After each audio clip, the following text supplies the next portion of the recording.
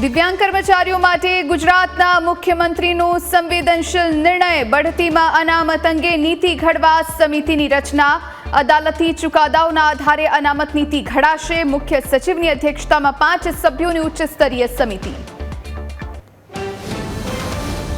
કોંગ્રેસે મિશન 2027ને લઈ શરૂ કરી તૈયારીઓ. ગુજરાત કોંગ્રેસમાં ચૂંટણી સ્ટ્રેટેજી માટે સુનિલ કાનુગોલુનું નામ ચર્ચામાં. ચૂંટણી પહેલા ગુજરાત કોંગ્રેસનું માળખું જાહેર કરવાની કવાયત. ભાવનગર લઠ્ઠાકાંડમાં વધુ એકનું મોત થતા સત્તાવાર મૃત્યુઆંક વધીને 9 થયો. હાર્દિકભાઈ હરેશભાઈ કિલજીનું સારવાર દરમિયાન મોત. સરટી હોસ્પિટલમાં સારવાર દરમિયાન હાર્દિકભાઈનું મોત. મહેસાણામાં ડ્રોનની મદદથી દારૂના અડ્ડાઓ પર દરોડા. દેશી દારૂની ભઠ્ઠીઓને વોશ શોધી કાઢ્યા. 23,600 લીટર વોશ કબજે. 190 લીટર દેશી દારૂ ઝડપાયો. કુલ 13 કેસ નોંધી પોલીસે તપાસ કરી.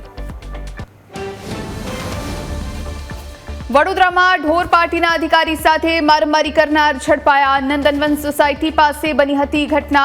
ગોરવા પોલીસે 3 લોકોને ઝડપી લીધા.